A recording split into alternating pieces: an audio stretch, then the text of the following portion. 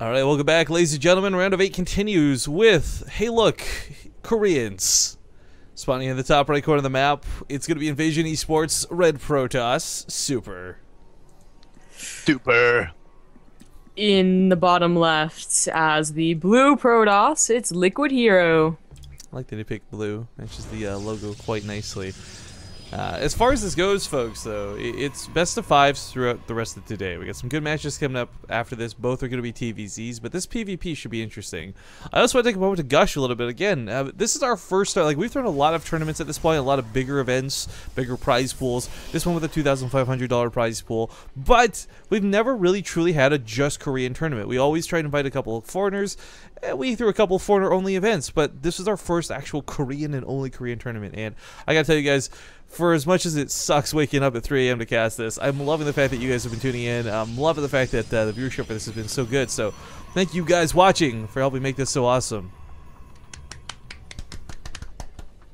Awesome. Yeah, if anyone hears like fapping on the mic, you know, it's James. If you hear clapping on the mic, it's the rest of us. Yes. Why you gotta be so weird, dude? I thought this would be cool having you on. Me? What?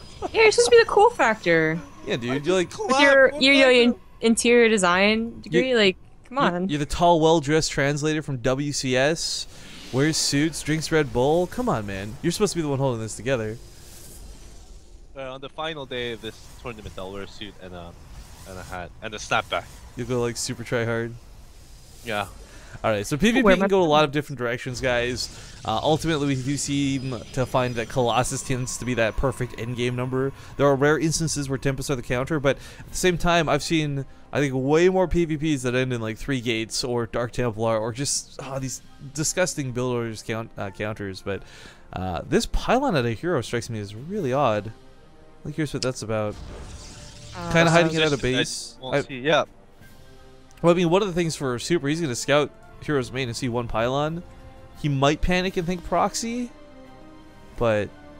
It's true. That's not the position you'll go to look for it. And also, with 2 gateways, you could easily add 3rd and go, right? Yes, but what I'm saying is, the big red flag for Super right now is, where's your second pylon, man? Why do you not have a second pylon in base? Yeah. It is a little worrying. You might kind of catch on and check the natural, maybe. I'm surprised he's actually not checking north.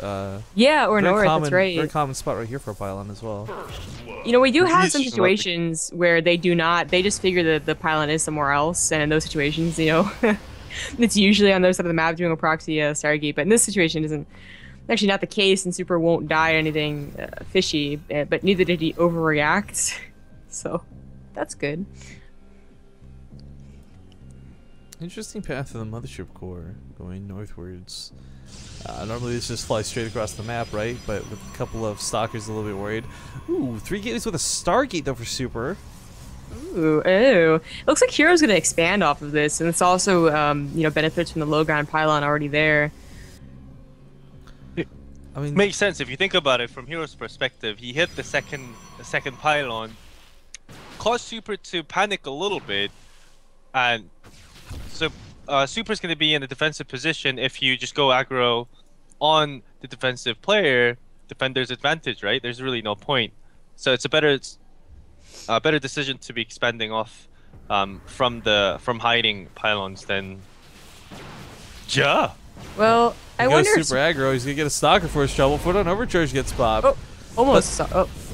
Why, Super? Why? Yeah, why did he send that in? I don't know. A little bit greedy. But here's the problem, right? I guess there's gonna be 1 overcharge for this Oracle. Yeah, it's okay. So he's not gonna get caught off guard by this immediately. But there is the problem where if HerO's dedicating a lot across the map, if he's not actually sitting at home to defend, once this overcharge wears off, this Oracle's gonna come back for round 2. Well, Super is gonna expand. No, those are no stalkers. Never mind. Okay, so he is gonna attack with these 3 gateways. I mean, there's no like board rate follow up or anything like that, and the Oracle's only gonna help out so much in like a direct confrontation. But Super really wants to get that cancel or kill at this point on HerO's Nexus. Not quite too sure if he'll be able to though with 2 oracles. I don't know. They're gonna help out against the sentries, funnily enough. A lot of weird engagements Losing. going down. One stock in the middle of the map, exposed.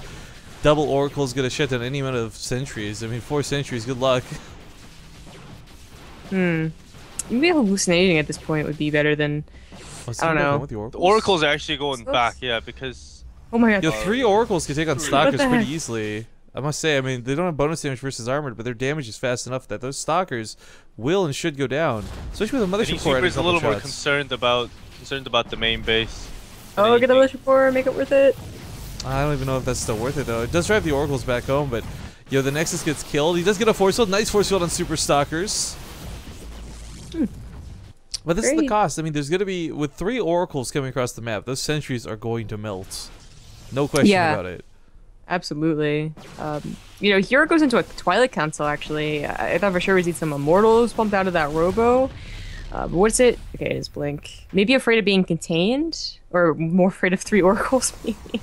Ooh, Revelation. That's an interesting move. Yeah. I don't think it was I don't a know what its particularly name amazing is. one, but it does give him a lot of vision in the main to know when those units move out and possibly have an opening for this Oracles.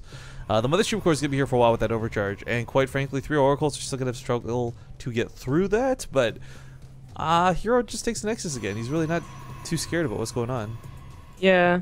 A little bit of an odd game here. I mean, both opening up with maybe a little bit more unorthodox builds. Like, Blink opener, cool. Oracle opener, cool. Like, The- Gateway Robo expand, cool. But Yeah, but it's the follow-up to Blink that's really just throwing me for a loop here. yeah, me too. Like, you either, like, the golden general rule of Protoss, right? It's like you either go with Blink or you don't go with Blink at all.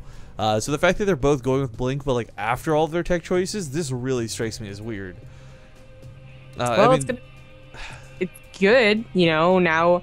Because like what also might happen is like there's such an odd timing, I guess you would call it, that like one person might think they have Blink over their opponent and then they get blinked upon.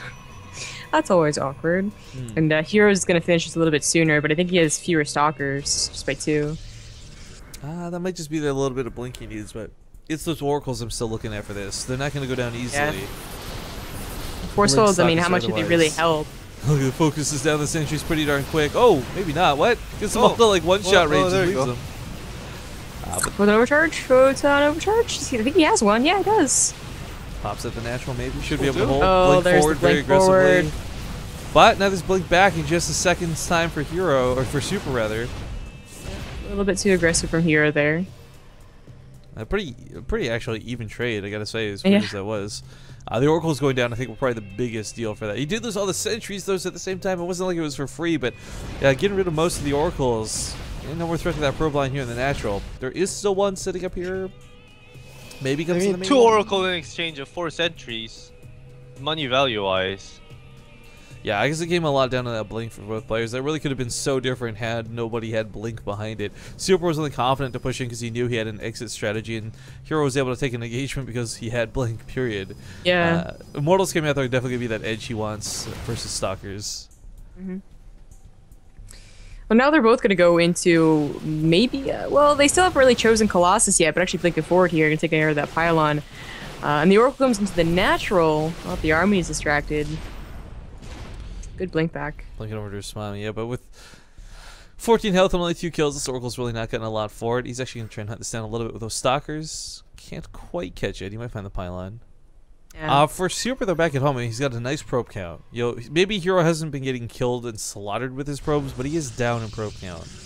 A couple of Chronos could maybe make this up, but for the time being, I think a lot of these guys are starting to look towards that late game now. With Immortals coming out, that's kind of okay, cool, but it's, of course, as you pointed, like, not quite Colossus yet. Yeah, we have seen people go for like 3 Immortals, but then into like Templar Archive, so. We'll see if anyone chooses to do otherwise. Well, interesting move by the way, the Stalker to go down here so he can blink over the ledge rather than possibly die running back to his friends. Cool priority. But there goes Super's the first thrown on that Robo Bay. Now, the big question kind of comes in like, alright, we're going to see Colossus, there's no question about that, but does a 3rd base go down?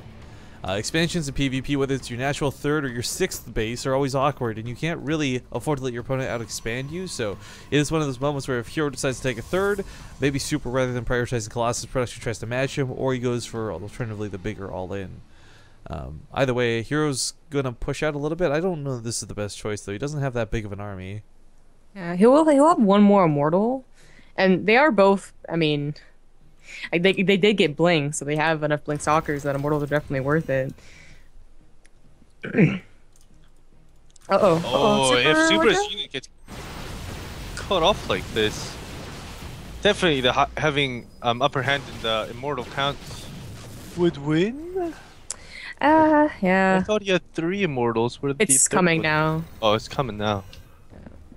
There it is. But even then, he only has 3 gateways and no proxy pylon yet. So this is just pressure. And Super's actually the one getting a lot more gateways and that Colossus. So I think he's also going to expand with his probe moving out. Because he can too, right? He's been above like 10 worker counts to HerO for, I don't know, good 2-3 minutes or so. Yeah, Like, only evening up soon or recently. He's not expanding though. oh, force fields. Good time warping force fields. Yeah, forces out a fight that he didn't want to take though. Yeah, not sure. I don't know if it's gonna be worth not having both an overcharge. I think so. I mean, the defender's advantage I think is really gonna actually work for either player here. But Super, like I said, had a bunch of gateways just finish up here. He's up to 7, and he is attacking. Double Colossus pressure. Oh, that from War HerO. Prism's gotta come back. War Prism, please. I actually think the War Prism might be better on the other side of the map. Oh, yeah, Yeah. you're probably right. It'll force Warpins defensively or something off the front Yeah. lines, but this Nexus might go down if he's not careful. Oh, that blink was awkward. That was a really There's nothing else awkward he could really do. I mean, the force fields really wrecked someone who had no way to break them here, so very unfortunate for HerO. What HerO could do though is a good chunk, big warping at home out of Super to defend against this. He just picks up and goes to the other base, but still hasn't quite cleaned up the Nashville. The Colossus gets blinked on, is focused down immediately. The Immortals are starting to fall, and HerO's life is falling apart right before his very eyes. Well, maybe not. The second Colossus comes forward. He's pulling a probe. So that's usually not a good idea. Yeah, it was All right, not, yeah, but I he's think it's the Immortals that were so scary for this army, less than the Colossus. Yeah, that's Blink though. That's game right there. The War Prism's still trying to do some damage, but the Stalkers actually take it down. That was one thing HerO had. Yeah. This engagement area is just the worst. Like if this had gone down at the top of the ramp, this could have looked very different. But he's gonna get the Colossus the last few units maybe. Nah. It's still not gonna be worth it. He's down in expansion over his opponent when this goes on. Like he might not bleed out right here, but he will over the next 5 minutes, without question. So those blink stalkers gonna be a little too much. One stalker, one Colossus is as noble as this might look. It's not quite enough. There you go, good game. Super, ladies and gentlemen, we'll take match 1 in this best of 5.